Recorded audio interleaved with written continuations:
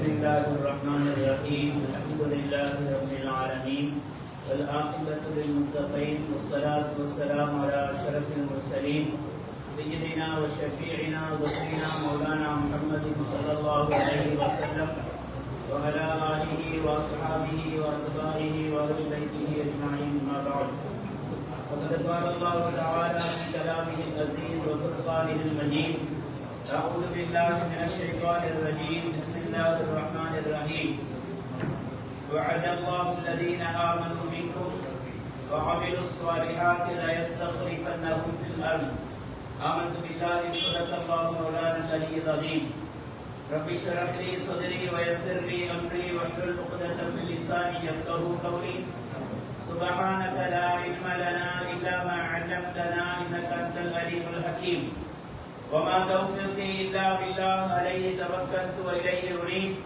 لا حول ولا قوة إلا بالله العلي العظيم رضيت بالله ربا وبالإسلام دينا وبسيدنا وشفيعنا مولانا محمد صلى الله عليه وسلم نبيا ورسولا وبغوثنا الأعظم محي الدين عبد القادر الجيلاني رضي الله عنه شيخا ومرشدا கண்ணியத்திற்கும் பெருமதிப்புக்கும் உரிய சாதாத்துமார்களே, மரியாதைக்குரிய உலமா பெருமக்களே, அன்பின் இஸ்லாமிய சகோதரர்களே, சிறப்பான இந்த மஜ்லிஸில் சையதுனா ஷாவுல் ஹமீத் மீரான் சாஹிபின் நாகூரி கத்தஸல்லாஹு சிர்ரஹுல் அதீம் அன்னவர்களுடைய உருஸ் வைபவத்தில் தொடராக அன்னவர்களுடைய வாழ்க்கை வரலாற்று முக்கியத்துவங்களை நாம் படித்து வருகின்றோம். இந்த இடத்துக்கு நாம் சமூகம் கொடுக்கக்கூடிய காரணம் ஒன்று, இந்த இடத்துல இந்த மஜ்லிஸை நடாத்துகின்றவர்கள் எமக்கு அழைப்பு தந்தார்கள், இன்வைட் பண்ணினார்கள்.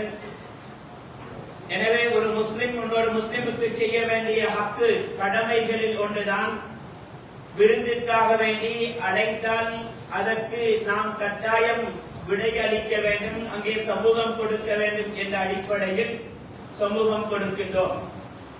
அதைவிடவும் மேலாக இந்த மஜ்லிஸ் ஒரு சிறப்பான ஒரு மஜ்லிஸ், அல்லாஹ்விடத்திலே மிக நெருக்கத்தை பெற்ற ஒரு குத்துபாக திகழக்கூடிய பல லட்சக்கணக்கான காபிர்களை முஸ்லிம்களாக மாற்றிய, இஸ்லாத்துக்காக வேண்டியே தன்னுடைய வாழ்நாளின் ஒவ்வொரு மூச்சையும் கழித்து தியாகம் செய்த குத்துபுல் மஜீத் ஷாவுல் ஹமீத் மீரான் சாஹிபின் நாகூரி கத்தஸல்லாஹு சிர்ரஹுல் அதீம் அன்னவர்களுடைய மஜ்லிஸ் என்ற ஒரு ரெஸ்பெக்ட், ஒரு கண்ணியம், ஒரு உள்ளச்சப்பாட்டோடு இந்த இடத்துக்கு நாம் வருகின்றோம்.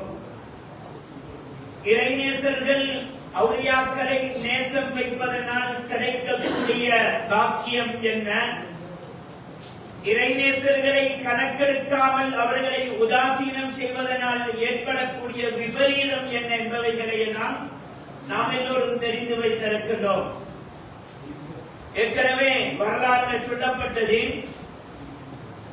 அஸ்ஹாபுல் கஹ்ஃபில் சொல்லக்கூடிய அந்த குகைவாசிகளை பின்துயர்ந்து சென்ற ஒரு நாய் அவுலியாக்களை அன்பு வைத்த ஒரு காரணத்திற்காக வேண்டி இஸ்லாத்தில் நஜீஸாக்கப்பட்ட ஒரு பிராணியாக இருந்தும் கூட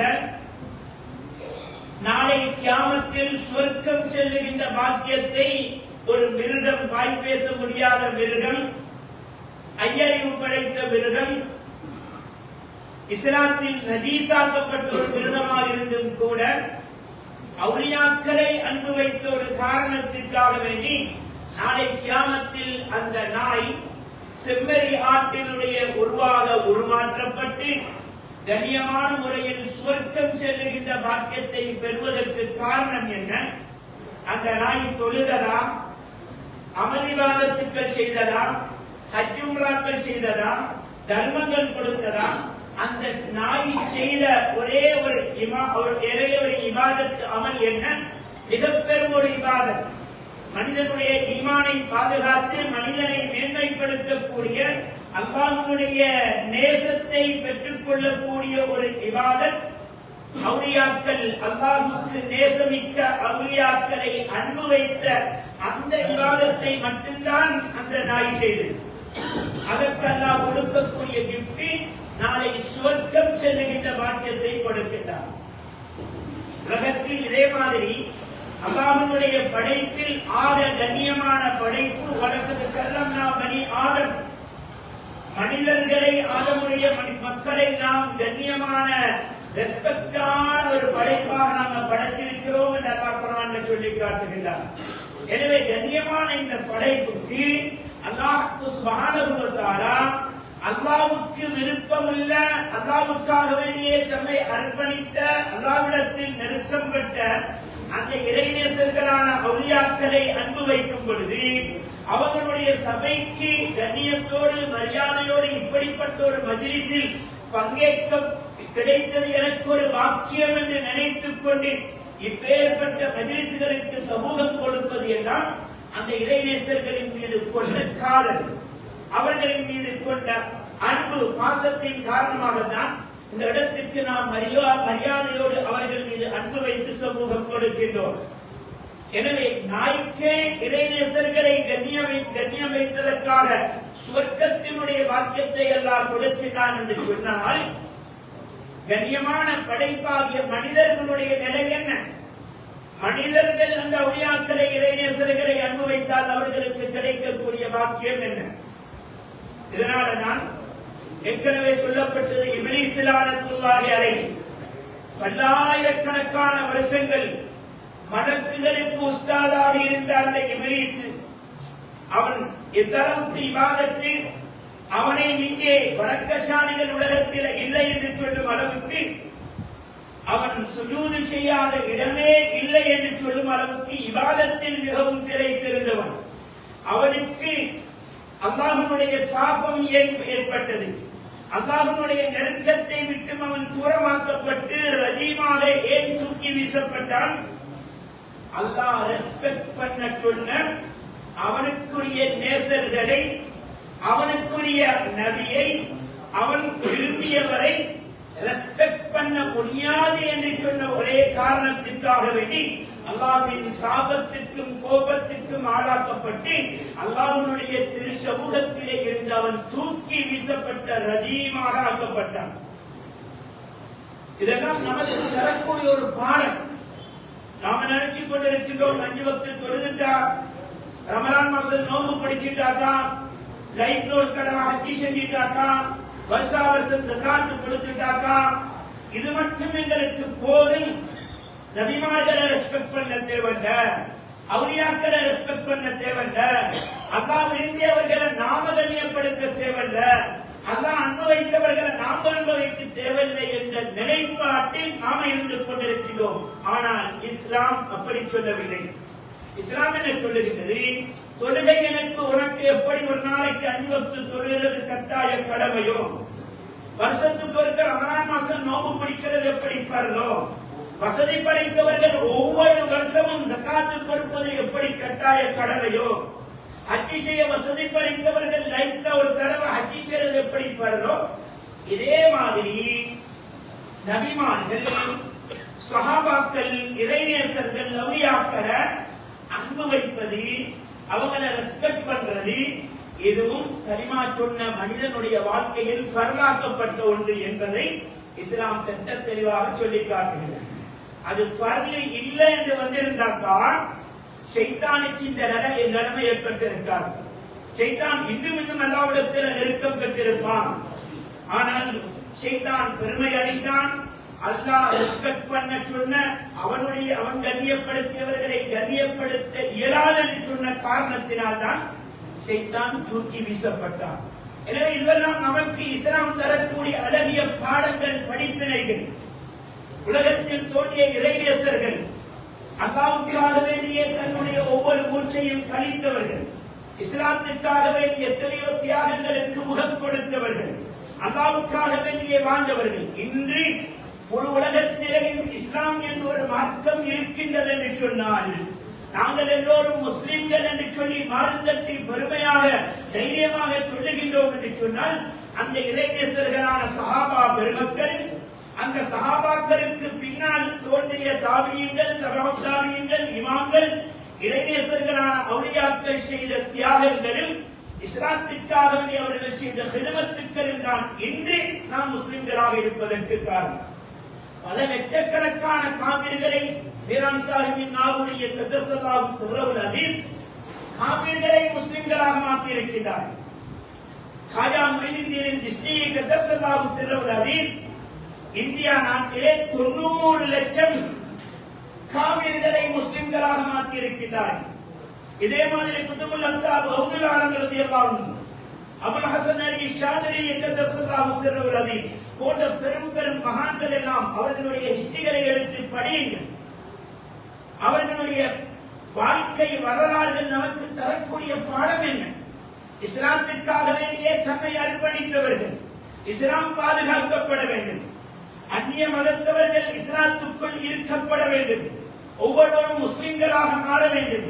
ஒவ்வொருவரிடத்திலேயும் ஹிதாயத்து பெற்று ஈமான் உள்ளவர்களாக வாழ வேண்டும். வெறுமனே பெயரளவில் முஸ்லிம்களாக வாழ்வதை அது இஸ்லாம் மார்க்கம் அல்ல. இஸ்லாம் என்று சொன்னால், ஒரு முஸ்லிம் என்று சொன்னால் அந்த இஸ்லாத்தின் அனைத்து அம்சங்களையும் பேணி நடக்க வேண்டும் என்பதை நாம் உணர்த்தியவர்கள் மீரான் சாஹிபின் நாகூரிய கத்தஸல்லாஹு சிர்ரவுல் அதீஸ் உட்பட உலகத்தில் தோன்றிய எல்லா இறைநேசர்களும் இந்த அமைப்பிலே தீனே ஹிதமத் என்று சொல்லக்கூடிய தீனுல் இஸ்லாம் மார்க்கத்திற்காக வேண்டி தம்மை அர்ப்பணித்து தியாகம் செய்தவர்கள். அந்த வகையில மீரான் சாஹிபின் நாகூரிய கத்தஸல்லாஹு சிர்ரவுல் அதீஸ் தன்னுடைய சேகரத்திலே இருந்து 28வது வயதில மிரியாவிடை பெற்று 404 சீரர்களோடு அவர்கள் நடைபயணமாக ஹஜ்ஜுக்கு சென்று கொண்டிருக்கும் பொழுதுதான் பாகிஸ்தான்ல பஞ்சாப் மாநிலத்தில் லாகூர் என்று சொல்லக்கூடிய இடத்துல நூருத்தீன் அல் முஃப்தி என்று சொல்லக்கூடிய ஒரு முஃப்திக்கு இவர்களுடைய கராமத்தை கொண்டு அவர்களுக்கு பிள்ளை பாக்கியத்தை அல்லாஹ்விடத்தில் இருந்து பெற்றுக் கொடுத்தார்கள் என்ற வரலாறை படித்தோம். அதற்கு பின்னால் தொடர்ந்து அவர்கள் நடைபயணமாக செல்லுகின்ற சமயத்தில் எத்தனையோ இடத்தில் எத்தனையோ விதமான மக்கள் அவர்களிடத்திலே வந்து தங்களுடைய பிரச்சனைகளுக்காக, நோய்களுக்காக, தாம் ஏற்பட்ட வியாபாரத்தில் பிசினஸில் ஏற்பட்ட நொஸ்டுகளுக்காக, தம்முடைய வியாபாரங்களில் பறக்கத்து ஏற்படுவதற்காக, தந்த வாழ்க்கையில் ஏற்பட்டிருக்கக்கூடிய நோய்கள், சூனியங்கள், கண்ணூறுகள் இதெல்லாம் நீங்குவதற்குண்டான வழிமுறைகளை மீரான் சாஹிபின் நாகூரிய கத்தஸல்லாஹு சிர்ரவுல் அதீஸ் அவர்களிடத்திலே வந்து நீக்க முடியாத எத்தனையோ நோய்கள், டாக்டர்மார்கள் கைவிட்ட எத்தனையோ நோயாளிகளுக்கு இவர்களுடைய கராமாத்தை கொண்டு அவர்கள் ட்ரீட்மெண்ட் கொடுத்து அவர்களை சுகப்படுத்தினார்கள். இப்படி அவர்கள் செல்லுகின்ற இடங்களில் எல்லாம் இவர்களிடத்திலே சிகிச்சை பெற வருகின்றவர்கள் முஸ்லிமோ முஸ்லிம் அல்லாதவர்களோ யாருக்கும் பாகுபாடு இல்லாமல் இவர்கள் அவர்களுக்கு உதவிகரம் புரிந்தார்கள். இறைநேசர்கள் என்று சொல்லக்கூடியவர்கள், அவுலியாக்கள் என்று சொல்லக்கூடியவர்கள் படைத்த ரப்புல் ஆலமீனான அல்லாஹ்வினுடைய பண்பாடுகளை கொண்டு, அல்லாஹ்வினுடைய அஹ்லாக்கை கொண்டு, அல்லாஹ்வினுடைய குணத்தை கொண்டு குணம் பெற்றவர்கள் தான் இறைநேசர்கள். அல்லாஹ் சுப்ஹானஹு வ தஆலா உலகத்தில் ரஹ்மானாக இருக்கின்றார். நல்லவர்கள் தீயவர்கள் என்ற வித்தியாசம் கிடையாது. கலிமா சொன்னவர்கள், கலிமா சொல்லாத காபிர்கள் என்ற வித்தியாசம் கிடையாது. எல்லோருக்கும் அல்லாஹ் உலகத்தில் ரிஸ்க் கொடுக்கின்றான். எல்லோருக்கும் தன்னுடைய ஹஸானாவை திறந்து கொடுத்துக் கொண்டிருக்கின்றான். எல்லோரையும் அல்லாஹ் வாழ வைத்துக் கொண்டிருக்கின்றான். அவன் இஸ்லாத்தின் மிக பெரும் விரோதியாக இருந்தாலும் கூட அவனுக்கும் அல்லாஹ் உலகத்தில் உதவிகரம் நீட்டி அவனை மிகவும் பெரும் செல்வாக்குள்ளவனாக, செல்வந்தனாக எத்தனையோ பேர்களை உலகத்தில் அல்லாஹ் வாழ வைத்துக் கொண்டிருக்கின்றான். இது அல்லாஹ்வுடைய பண்பாடு, ரஹ்மான் என்று சொல்லக்கூடிய அந்த சிஃபத்தினுடைய வெளிப்பாடு. எல்லோருக்கும் நல்லவர்கள், தீயவர்கள், முஸ்லிம்கள், முஸ்லிம் அல்லாதவர்கள் எல்லோருக்கும் ஒன்று போல் கிருபை செய்கின்றனர். அந்த குணத்தை கொண்டவர்கள் தான் இறைநேசர்கள். முஸ்லிம்கள் என்று பார்க்க மாட்டார்கள், இஸ்லாத்தின் விரோதிகள் என்று பார்க்க மாட்டார்கள். யார் வந்தாலும் உதவி கேட்டு வந்து விட்டால் அவர்களுக்கு உதவிகரம் நீட்டுவார்கள். உதவிகரம் நீட்டுவதன் மூலமாக அவர்களுடைய நோக்கம் என்னவென்று சொன்னால் இவரை இஸ்லாத்துக்குள் நுழைவித்து விட வேண்டும். தாம் செய்கின்ற இந்த கராமாத்தை கொண்டு, அற்புதத்தை கொண்டு, ஹிதமத்தை கொண்டு வந்திருக்கின்றவர்களுடைய உள்ளத்தில் இஸ்லாத்தின் மகத்துவம் உணர வேண்டும். இந்த கராமத்தை கொண்டு அவர் புதினப்பட்டு அவர் தம் மீது அன்பு வைத்து தமக்கு என்ன செய்ய வேண்டும் என்று சொல்லி கேட்பார்கள். அப்படித்தானே உலகத்தில் யாருக்குமே செய்ய முடியாத ஒரு விடயத்தை யாராவது ஒருத்தர் வந்து எங்களுக்கு ஹெல்ப் செஞ்சுட்டாக்கா அவருக்கு என்னைக்குமே நாங்க நன்றி உள்ளவர்களாக இருப்போம். அவங்களிடத்துல போயிட்டு கேட்போம், நாங்க உங்களுக்கு என்ன ஹெல்ப் பண்ணணும், என்ன செய்யணும், நீங்க செஞ்ச உதவிக்கு என்ன கைமாறி செய்யணும், நீங்க செஞ்ச ஹெல்ப் உதவி எங்களால மறக்கவே முடியாதுன்னு சொல்லும் அளவுக்கு யாராவது எங்களுக்கு உதவி செஞ்சுட்டாக்கா அவங்களை நாங்க வாழ்க்கையில எப்பவுமே மறக்க மாட்டோம். எங்களால் அவங்களுக்கு ஒரு ஹெல்ப் பண்றதுக்கு அவங்களை சந்தோஷப்படுத்துறதுக்கு ஏழுமான ஒரு சந்தர்ப்பம் வருவதற்கும் பார்த்துக் கொண்டிருப்போம். அந்த அமைப்பில் உலகத்தில் எத்தனையோ மக்கள் ஈரான் சாஹிபின் நாகூரியை கத்தஸல்லாஹு சிர்ரஹுல் அதீதிடத்தில் வந்து பல வருடங்கள் தீராத நோய்களுக்கு, பல வருடங்கள் தமக்கு தீராத பிரச்சனைகளுக்கு, பல வருடம் தமக்கு ஏற்பட்டுக் கொண்டிருந்த வறுமைகள் கஷ்டங்களுக்கு, கடன் தொல்லைகளுக்காக, வழக்கு துன்பங்களுக்காக, சூனியத்துக்காக, இப்படி எத்தனையோ இன்னொரு பிரச்சனைகளுக்காக செல்லுகின்ற இடங்களிலெல்லாம் இவர்களுடைய மகத்துவம் உணர்ந்து இவர்களிடத்திலே வந்து மக்கள் என்ன செய்தார்கள், உதவி தேடினார்கள், உதவிக்கரம் நீட்டினார்கள். அதை கொண்டு அவர்களுடைய நோக்கம் எல்லாம் நீங்கள் இஸ்லாத்துக்குள் வந்து விட வேண்டும். அவங்க கேட்பாங்க, உங்களுக்கு என்ன கைமாறி செய்யணும் கேட்கிற நேரத்தில் எல்லாம் நீங்க இஸ்லாத்துக்குள் வந்து விட்டால் போதும் என்று சொல்லும் பொழுது அவர்களுடைய உள்ளம் இஸ்லாத்தின் பக்கம் ஈர்க்கப்பட்டு அவர்கள் முஸ்லிம்களாக மாறினார்கள் என்ற வரலாறுகளை படிக்கின்றோம். இப்படி அவர்கள் சென்று ஹஜ்ஜினுடைய கடமையை நிறைவேற்றுகின்றார்கள். ஹஜ்ஜினுடைய கடமையை நிறைவேற்றிவிட்டு மக்கமா நகரத்திலே சில நாட்கள் தங்கி இருக்கிறார்கள். தங்கி இருக்கக்கூடிய காலகட்டத்திலேயும் இவர்களுடைய நோக்கம் எல்லாம் செல்லுகின்ற இடங்களில் எல்லாம் மக்களை அல்லாஹ்வோடு தொடர்பு படுத்துவதற்கு, மக்களை மஸ்ஜிதோடு தொடர்பு படுத்துவதற்கு ஆங்காங்கே மஸ்ஜிதுகளை உருவாக்க வேண்டும், ஜிக்ருடைய சபைகளை உருவாக்க வேண்டும், மக்களை வெறும் தொழுகையாளிகளாக மாத்திரம் அல்லாமல் ஜிக்ருள்ளவர்களாக இருக்க வேண்டும். அவர்கள் ஹதீஸில் நாம படிக்கின்றோம், ஜிக்ருள்ளவர்கள் உயிருள்ளவர்கள், ஜிக்ரற்றவர்கள் உயிரற்ற பிணங்களை போன்றவர்கள் என்று படிக்கின்றோம். அந்த அடிப்படையில் ஒவ்வொரு மனிதனிடத்திலேயும் சதாவும் ஜிக்ர் இருக்க வேண்டும். ஒரு மனிதன் எவ்வளவோ தொழுகின்றான், இபாதத்தை செய்கின்றான், உள்ளம் பரிசுத்தம் இல்லை என்று சொன்னால் அதுல அவனுக்கு அர்த்தம் இல்லாமல் போய்விடும். உள்ளம் பரிசுத்தமானதாக இருந்தால்தான் அவனுடைய ஆத்மா எப்பொழுது பரிசுத்தம் அடையும், தூய்மை அடையும். அல்லாஹ்வுடைய ஜிக்ரை கொண்டு எந்த அளவுக்கு அல்லாஹ்வுடைய ஜிக்ர் இவனிடத்தில் இருக்குமோ அந்த ஜிக்ருடைய மகத்துவத்தை கொண்டு இவனுடைய தொழுகை அது ஒரு தனியொரு இன்பம் நிறைந்த தொழுகையாக இருக்கும். சதாவும் அந்த தொழுகையை கூட அல்லாஹ் குர்ஆன்ல எப்படி சொல்றான், அகிமிஸ் ஸலாத்த லிذிக்ரி, என்னை ஜிக்ர் செய்யறதுக்காக, என்னை ஞாபகப்படுத்துறதுக்காக வேண்டி நீங்க தொழுகையை நிலைநாட்டுங்க. அப்ப நாம தொழுகின்ற தொழுகைகள் அல்லாஹ்வுடைய ஜிக்ர் எந்த அளவுக்கு இருக்கின்றது, தக்பீரை கட்டுறது, ருக்குக்கு போறது, தலையை குத்தியாக்கி எழுப்பியாக்கி அல்லாஹ்வுடைய ஜிக்ர் ஏற்பட்டதா இல்லையா என்பது கேள்விக்குறியாகவே அநேகமானவர்களிடத்தில் இருக்கின்றது. எனவே அந்த தொழுகைகளாக இருக்க வேண்டுமாக இருந்தால் செய்கின்ற இன்ன பிற இபாதத்துக்கள், வணக்க வழிபாடுகள் அது உயிரோட்டம் உள்ளதாக, ருஹானியத்தானதாக இருக்க வேண்டுமாக இருந்தால் ஒரு மனிதனுடைய கல்வு, அவனுடைய உள்ளம் எப்பொழுதும் ஜிக்ரோடு தொடர்புப்பட்டதாக இருக்க வேண்டும் என்பதற்காக வேண்டி ஈரான் சாஹிபின் நாகூரியை கத்தஸல்லாஹு சிர்ரஹுல் அதீம் செல்லுகின்ற இடங்களிலெல்லாம் தஸ்கியத்துன் நஃப்ஸ், நஃப்ஸை பரிசுத்தப்படுத்தக்கூடிய, உள்ளத்தை தூய்மைப்படுத்தக்கூடிய அந்த ஜிக்ரின் மூலமாக அந்த தரீக்கத்தினுடைய இபாதத்துக்களை மக்களுக்கு உட்புகுத்தினார்கள். தரீக்கத் என்று சொன்னாலே என்னது, தஸ்கியத்துன் நஃப்ஸ், உள்ளத்தை பரிசுத்தப்படுத்துவது. உள்ளத்தில் இருக்கக்கூடிய பெருமைகள், அகப்பெருமைகள், நயவஞ்சகம், பொய், அல்லாஹ்வை நெருங்குவதற்கு எதுவெல்லாம் தன்னுடைய உள்ளத்தில் இருக்கக்கூடாதோ அவைகளை தான் ஈரான் சாஹிபின் நாகூரியை கத்தஸல்லாஹு சிர்ரஹுல் அதீம் செல்லுகின்ற இடங்களில் எல்லாம் ஏற்படுத்தினார்கள். இதனால தான் உள்ளம் சுத்தமானதாக இருந்தால், ஒரு மனிதனுடைய ஆத்மா நஃப்ஸ் பரிசுத்தமானதாக இருந்தால் மாத்திரம்தான் அவனினால் தான் உலகத்திலேயும் நாளை மறுமையிலேயும் வெற்றி பெற முடியும் என்பதை குர்ஆன் அல்லாஹ் சொல்லும் பொழுது கத் அஃப்லஹ மன் ஸக்காஹா, அந்த உள்ளத்தை, அந்த ஆத்மாவை பரிசுத்தப்படுத்தியவர்கள் நிச்சயமாக அவர்கள் வெற்றி பெற்றவர்கள். வகத் காப மன் தஸ்ஸாஹா, யார் உள்ளத்தை அணுக்கடைய செய்து விடுவார்களோ, உள்ளத்தை ஊந்தையடைய செய்து விடுவார்களோ அவர்கள் நிச்சயம் தோல்வியுற்றவர்கள். உள்ளம் கிளியராக இருந்துட்டாக்கா தொழுகையாக இருக்கும். ஜிக்ருடைய சபையில இருப்பாங்க, ஜிக்ரு நாவினால வாயினால ஜிக்ரு வரும், ஆனா உள்ளத்துல எங்கெங்கயோ சிந்தனை. அந்த ஜிக்ரை செஞ்சு கொண்டே அடுத்தவனை பற்றி மோசமாக நினைக்கிறது. ஜிக்ருடைய சபையில இருந்து கொண்டே அந்த சபையில இருக்கக்கூடியவர்களை பார்த்து வேற மாதிரி நினைக்கிறது. இதுவெல்லாம் உள்ளம் பரிசுத்தம் இல்லாததன் காரணமாக ஏற்படக்கூடியது. இதுதான் கண்மணி நாயகம் ஸல்லல்லாஹு அலைஹி வஸல்லம் அவர்கள் குறிப்பிட்டு காட்டினார்கள். لكل شيء سقالة وسقالة القلب ذكر الله كما قال عليه الصلاة والسلام. உலகத்தில் அல்லாஹ் ஒவ்வொன்றையும் கிளியர் படுத்துறதுக்கு, தூய்மைப்படுத்துறதுக்கு ஒவ்வொன்றையும் அல்லாஹ் ஏற்பாடு செஞ்சு வச்சிருக்கிறான்.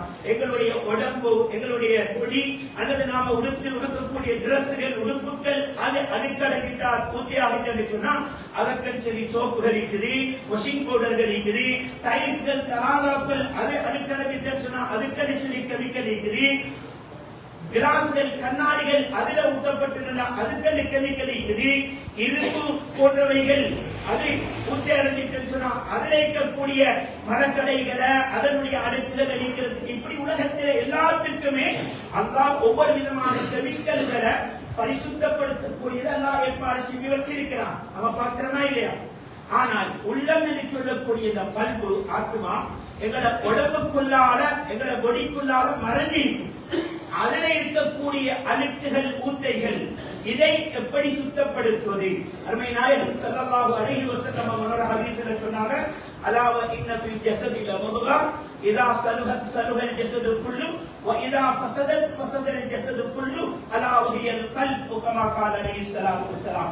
ஒவ்வொருவருடைய ஒவ்வொருடைய உறுப்பு உடம்பிலையும் பிரதானமான ஒரு உறுப்பை அல்லாஹ் ஏற்பாடு செய்து வைத்திருக்கின்றான். அந்த உறுப்பு தூய்மையானதாக கிளியராக இருந்தால்தான் முழு உடம்பும் சீரானதாக அமையும். அந்த உறுப்பு அந்த சதை பிண்டம் சீர்கெட்டு விட்டால், ஃபசாதாகிவிட்டால் முழு உடம்புமே அது ஃபசாதாகிவிடும் என்று சொல்லி சொன்னாங்க. அது என்ன உறுப்பு தெரியுமா? அலா வஹியல் கல்ப், அதுதான் மனிதனுடைய இருதயம் என்று சொல்லி அருமை ரசூலுல்லாஹி ஸல்லல்லாஹு அலைஹி வஸல்லம் அவர்கள் சொல்லியிருக்கிறார்கள்.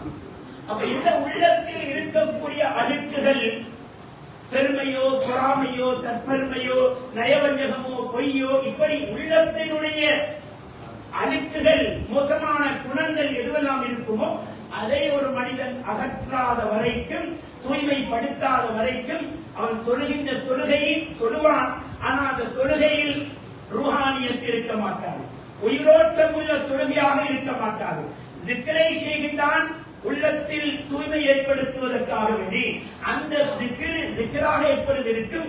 அந்த உள்ளத்தை பக்குவப்படுத்த வேண்டும். அப்ப அந்த உள்ளத்தை பக்குவப்படுத்துவதற்கு, உள்ளத்தில் இருக்கக்கூடிய அழுக்குகளை எல்லாம் அகற்றுவதற்கு தான் கண்மணி நாயகம் ஸல்லல்லாஹு அலைஹி வஸல்லம் அவர்கள் லிக்குல்லி ஷைஇன் ஸகாலா வஸகாலத்து ஸகாலத்துல் கல்பி ஸிக்ருல்லாஹ், உள்ளத்தை உடம்புல இருக்கக்கூடிய அந்த பிரதான உறுப்பாகிய அந்த சதை பிண்டம் அந்த உறுப்பை அந்த உள்ளத்தை தூய்மைப்படுத்துவதற்கு ஸிக்ர் என்று சொல்லக்கூடிய அல்லாஹ்வுடைய அந்த ஞாபகார்த்தத்தின் மூலமாக, ஸிக்ரின் மூலமாக மட்டும்தான் உள்ளத்தில் இருக்கக்கூடிய அழுக்குகளை அகற்ற முடியும், தூய்மைப்படுத்த முடியும் என்று சொல்லி கண்மணி நாயகம் ஸல்லல்லாஹு அலைஹி வஸல்லம் அவர்கள் குறிப்பிட்டு காட்டினார்கள். இப்படி ஒரு மனிதன் உள்ளத்தை தூய்மைப்படுத்தி விட்டால் அவன் வெற்றி பெற்றவன். அந்த உள்ளம் அழுக்கடைந்து விட்டால் அவன் தோல்வி அடைந்தவன். இன்னொரு ஹதீஸில கண்மணி நாயகம் ஸல்லல்லாஹு அலைஹி வஸல்லம் அவர்கள் குறிப்பிட்டு காட்டினார்கள், ஒரு மனிதனுடைய பரிசுத்தமான உள்ளம் இருக்கின்றது, கல்பு இருக்கின்றது. இது கல்புல் முஃமினி அர்ஷுல்லாஹ். ஒரு முஃமினுடைய கல்பு, அவனுடைய இருதயம் அல்லாஹ்வினுடைய சிம்மாசனம் என்று சொல்லி காட்டினார்கள். அல்லாஹ்வினுடைய சிம்மாசனம் என்று சொன்னால் அல்லாஹ்வுக்கு இருப்பதற்கு இருப்பிடங்கள் தேவையற்றவன். அல்லாஹ் அரிசியில இருக்கின்றான் என்றெல்லாம் சொல்லப்படுகின்ற வடிகட்ட கொள்கைகள் இன்னைக்கு உள்ள உலகத்தில் பரப்பப்பட்டு நம்மில் எத்தனையோ பேர்களும் அதை நம்பிக்கொண்டிருக்கிறோம். அல்லாஹ் சுப்ஹானஹு வ தஆலா ஸமத், எந்த தேவையும் அற்றவன், அவன் உருவமற்றவன், அவனுக்கு எந்த இடமோ காலமோ நேரம் அனைத்தை விட்டும் அப்பாற்பட்டவன். அல்லாஹ் சுப்ஹானஹு வ தஆலாவுக்கு உருவம் இல்லை. இந்த காலத்தில் சர்வசாதாரணமாக அல்லாஹ்வுக்கு முகம் இருக்குது, கை இருக்குது, கால் இருக்குது என்று சொல்லி குர்ஆனுடைய ஹதீஸுடைய மேலோட்டமான கருத்தை பார்த்துவிட்டு இஸ்லாத்தை விட்டும் தம்மை வெளிப்படுத்தக்கூடிய ஷிர்கான குஃப்ரான எத்தனையோ வார்த்தைகளை மக்களுக்கு மத்தியில பகிரங்கமாக இன்றைக்கு மிம்பர் மேடைகளில் பகிரப்பட்டுக் கொண்டிருக்கின்றன. நாங்களும் போய் கேட்டுட்டு அவனுக்கு பின்னால நின்று மஹ்மூமன் லில்லாஹி தஆலா என்று சொல்லி தொழுதுட்டு வருகின்றோம். எனவே மிச்சம் கவனமாக இருக்கின்றோம். ஒரு கூட்டம் இருக்கிறதெல்லாம் மனுஷனும் அல்ல, அதுவும் அல்ல, இதுவும் அல்ல என்று சொல்லி எல்லாத்தையும் அல்லா என்று சொல்லி அல்லாஹ் என்று சொல்லிக் கொண்டு அவன் இஸ்லாத்தை விட்டு முழுமையாக வெளியேறி சென்று கொண்டிருக்கக்கூடிய ஒரு கூட்டத்தையும் பார்க்கின்றோம்.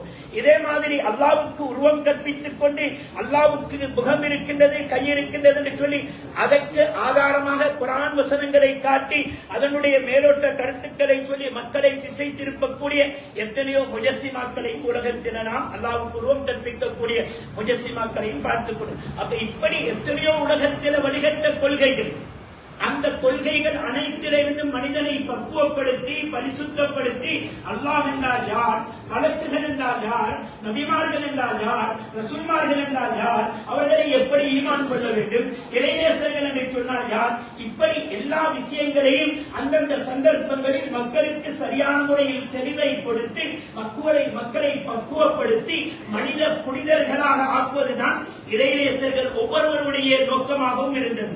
அந்த அடிப்படையில் மீரான் சாஹிபின் நாகூரி கத்தஸல்லாஹு சிரவுல் அஸீஸ் இந்தியாவில் மட்டுமல்ல, பாகிஸ்தான்ல மட்டுமல்ல, போற இடங்களிலெல்லாம் அவர்கள் தீனிய ஹிதமத்தை செஞ்சு ஒவ்வொரு இடங்களிலேயும் மஸ்ஜிதுகளை, பள்ளிவாசல்களை, திக்ருடைய ஹான்காக்களை உருவாக்கினார்கள். எந்த அளவுக்கு என்று சொன்னால் மக்கமா நகர் இஸ்லாத்தின் பிரதானமான பூமி. முதல் ஆலயம் அமைக்கப்பட்ட அந்த மக்கமா நகரத்திலேயும் ஹஜ்ஜினுடைய கடமையை நிறைவேற்றிவிட்டு அங்க கொஞ்ச நாள் தங்கி இருந்து மக்களுக்கு மத்தியில் அவர்கள் என்ன செய்தார்கள், தீன் பணி செய்தார்கள். செய்து மக்காவிலேயும் இன்றைக்கு பார்க்கின்றோம், மக்காவுக்கு போனவர்களுக்கு தெரியும், மக்கா மதீனாவிலேயும் மஸ்ஜிதுல் ஹராம், மஸ்ஜிதுல் நபவியை தவிர்த்து இன்னும் எத்தனையோ சிறு சிறு பள்ளிவாசல்களை காணலாம். இதெல்லாம் ஒவ்வொரு ஷேகுமார்களினால் ஒவ்வொரு காலகட்டத்தில் சென்றவர்களினால் உருவாக்கப்பட்டவைகள். மீரான் சாஹிபின் நாகூரி கத்தஸல்லாஹு சிரவுல் அஸீஸ் தன்னுடைய வாழ்க்கையில் மக்காவுக்கு பல விடுத்தங்கள் 7 ஹஜ்ஜிகளை நிறைவேற்றி இருக்கின்றார்கள். அந்த வகையில் மக்கமா நகரத்தில் அந்த புனித பூமியிலையும் கூட மீரான் சாஹிபின் நாகூரி கத்தஸல்லாஹு சிரவுல் அஸீஸ் ஒரு மஸ்ஜிதை அமைத்தார்கள் என்று சொல்லி அவர்களுடைய வரலாறை பற்றி சொல்லும் பொழுது அல்லாமா இமாமுல் அரூஸ் மாப்பிள்ளை இளம்பையாரி ரலியல்லாஹு தஆலா அவர்கள் அந்த வரலாறிலே நமக்கு சுட்டி காட்டுகிறார்கள். மக்கமா நகரத்திலேயும் மீரான் சாஹிபின் நாகூரி கத்தஸல்லாஹு சிரவுல் அஸீஸ் அவர்களினால் உருவாக்கப்பட்ட ஒரு மஸ்ஜித், ஒரு பள்ளிவாயல் இருக்கின்றது. இதே மாதிரி ஹஜ்ஜினுடைய கடமைகளை எல்லாம் நிறைவேற்றிட்டு மக்கமா நகரத்தில் இருக்கக்கூடிய எல்லா ஜியாரங்களையும் ஜியாரத்து செய்துவிட்டு அதற்கு பின்னால் கண்மணி நாயகம் ஸல்லல்லாஹு அலைஹி வஸல்லம் அவர்களுடைய ரவுலாவை ஜியாரத்து செய்வதற்காக வேண்டி மதீனா நகர் போகின்றார்கள். போகின்ற நேரம் அந்த காலத்தில் மதீனாவுடைய கவர்னராக இருக்கின்றார்கள் ஒரு சையீத், அஹ்லு பைத்தை சேர்ந்த ஒரு சையீத் சாதாத் அஸ்-சையீத் அஹ்மத் என்று சொல்லக்கூடிய ஒருவர் மதீனாவுடைய கவர்னராக இருக்கின்றார்கள். அவருடைய கனவில கண்மணி நாயகம் ஸல்லல்லாஹு அலைஹி வஸல்லம் அவர்கள் காட்சி கொடுத்து சொல்லுகின்றார்கள், இன்றைய தினம் மதீனா நகருக்கு ஏண்ட ரவுலாவை ஜியாரத்து செய்வதற்காக ஏண்ட ஜெனரேஷன்ல வரக்கூடிய ஏண்ட பேரப்பிள்ளைகளில் ஒருவர் இந்த காலத்தில் குதுபு ஜமானாக இருக்கக்கூடிய அப்துல் காதிர் என்ற பெயரை கொண்ட ஏண்ட பேரப்பிள்ளை இன்றைக்கு மதீனாவுக்கு வருகின்றார். அவர் இப்படி இப்படி இருப்பார் என்று சொல்லி அடையாளப்படுத்தி அவர்களை நீங்கள் மதீனாவினுடைய என்ட்ரன்ஸ் எல்லையில இருந்தே அவர்களை நீங்க வெல்கம் பண்ணி அவங்களை வரவேற்றி என்னுடைய ரவுலாவுக்கு அழைத்து வந்து என்னுடைய ரவுலாவுடைய கதவுகளை எல்லாம் அவருக்கு திறந்து கொடுத்து அவங்களை கண்ணியப்படுத்துங்க.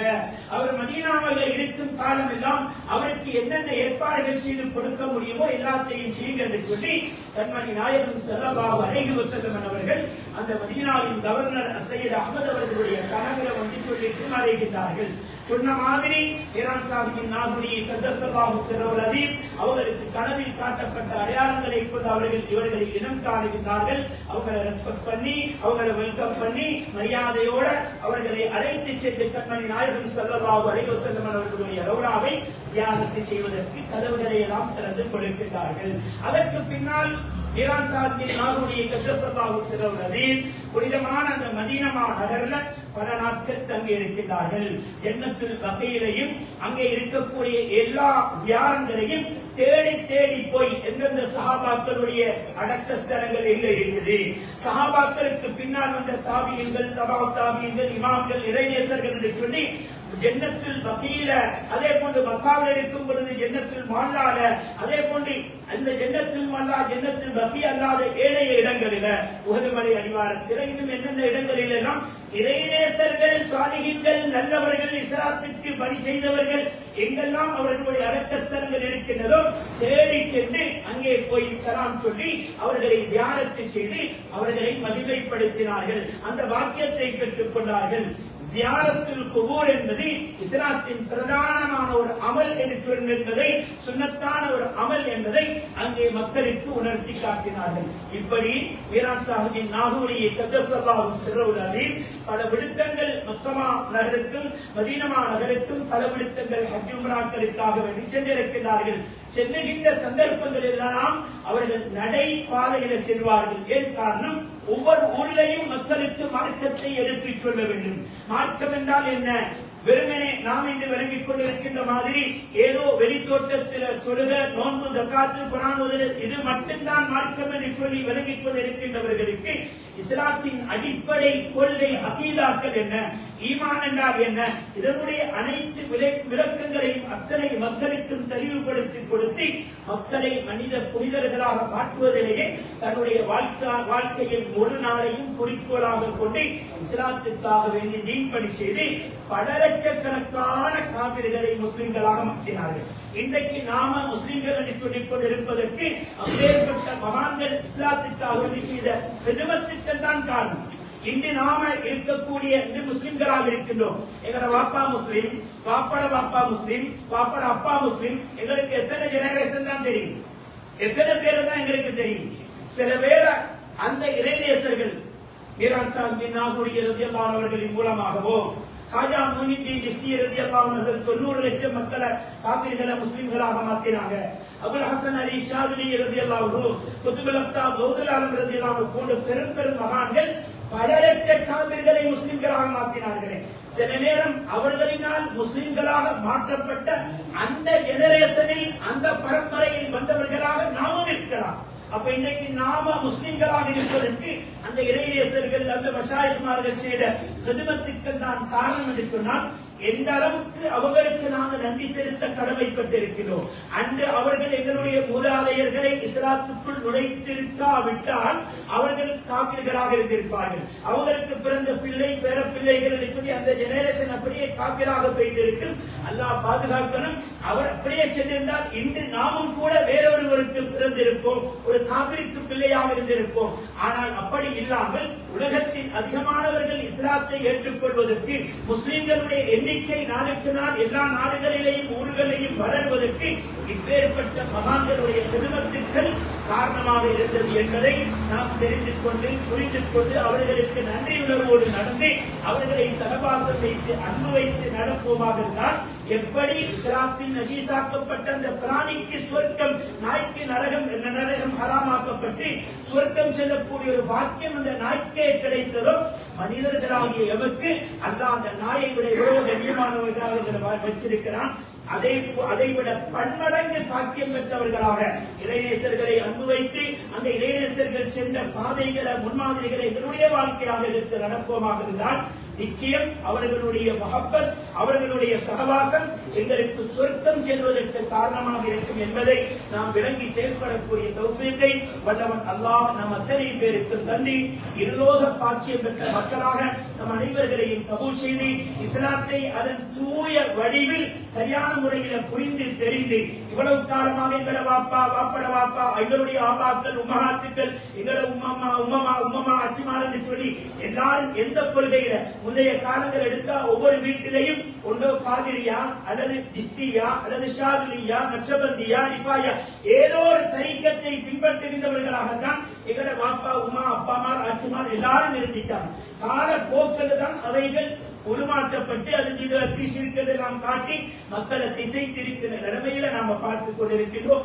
எனவே எது இஸ்லாமோ அதை தூய வடிவில் படித்து நாம் தெளிவு பெற்று உண்மையான ஈமானோடு வாழ்ந்து அந்த இறைநேசர்களுக்கு என்று நன்றி உணர்வோடு நடந்து அந்த இறைநேசர்களை அன்பு வைத்து அவர்களுடைய சகவாசத்தில் வாழ்ந்து மரணிக்கக்கூடிய தௌஃபீகை வல்லவன் அல்லாஹ் நமக்கும் எங்களது மனைவி பிள்ளைகள் கியாமத்தினால் வரைக்கும் வரக்கூடிய எங்களுடைய பிக்சர்கள் ஜெனரேஷன்கள் அனைவர்களுக்கும் அல்லாஹ் உண்மையான ஈமானின் பாதையில் வாழ வைத்து எல்லா விதமான வழிகட்ட அகீதாக்களை விட்டு அத்தனை பேர்களையும் பாதுகாத்தருள் புரிவாராக.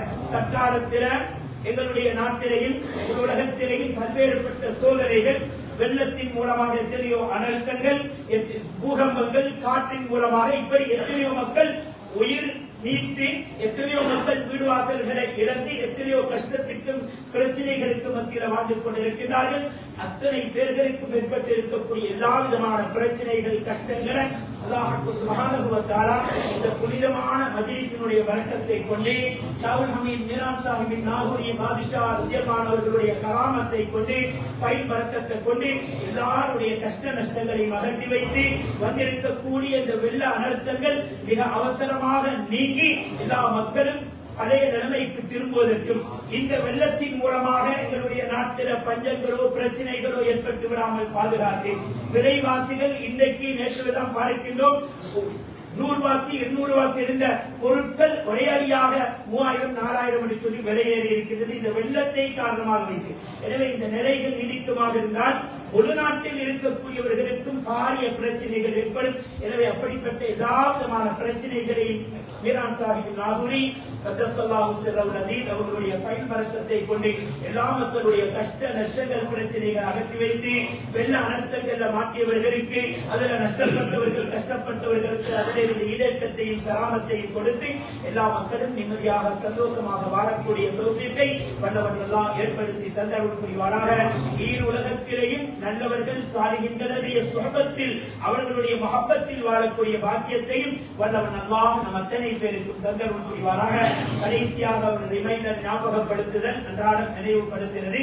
வருகின்றவர்கள் அநேகமானவர்களுடைய ஆசை நாம் இந்த விருந்துக்கு வந்து புனிதமான இந்த மஜ்லிஸில் இருந்து துஆ பரக்கத்தில் ஈடுபட்டு கடைசியாக அன்னதானம் கொடுக்கப்படுகிறது. அந்த தந்தூரி சோறை பரக்கத்து அது நோய்க்கு மருந்து என்ற அடிப்படையில் நியத்து வச்சு பரக்கத்தோட ஆசையோட நாம சாப்பிட்டுட்டு போறோம். அதே மாதிரி எங்க வீட்டில் இருக்கக்கூடிய பெண்கள் எங்கட பிள்ளைகளுக்கும் இந்த நியத்து சோறு இதனுடைய பரக்கத்தை கிடைக்கணும் என்ற ஆசையில ஆவலில எத்தனையோ பேரு இங்க பலமையாக ஒவ்வொரு வருஷமும் கிடு விசு பண்ணப்படுகின்றது. அந்த கிடுவை பத்தி ஒவ்வொருத்தரும் விசாரித்துக் கொண்டிருக்கிறார்கள். எனவே அந்த கிடு இன்ஷா அல்லாஹ் கடைசி தினம் தேதி என்ற அந்த டீட்டெயில், அந்த கிடு எடுப்பதற்கு என்ன செய்ய வேண்டும், யாரை மீட் பண்ணணும் என்ற அந்த டீட்டெயில்கள் விவரங்கள் அங்கே அந்த போர்ட்ல இருக்கின்றது. எனவே வந்திருக்கக்கூடியவர்கள் நமக்கு கிடைக்கக்கூடிய அந்த நியத்து சோறினுடைய பரக்கத்து அது ஒரு மருந்து, எங்களுடைய நோய்களுக்கு மருந்து. அது எங்களை வீட்டில் இருக்கக்கூடிய பெண்களுக்கும் பிள்ளைகளுக்கும் குடும்பத்தினர்களுக்கும் ஏனையவர்களுக்கும் கிடைக்கணும் என்ற நியத்தில அந்த கிடுவை நாம் என்ன செய்கிறோம், எடுத்து சென்று வீட்டில் உள்ளவர்களுக்கு கொடுக்கின்றோம். எனவே அந்த கிடு சம்பந்தமான எல்லா டீட்டெயில்களும் அந்த போர்ட்ல இருக்கின்றது. அதை பார்த்து சம்பந்தப்பட்டவர்களோடு தொடர்பு கொள்ளுமாறு பணிவன்பாய் வேண்டிக் கொள்கின்றோம். வாஹிர் தவானா அல்ஹம்துலில்லாஹி ரப்பில் ஆலமீன். வஸ்ஸலாமு அலைக்கும் வரஹ்மத்துல்லாஹி தஆலா.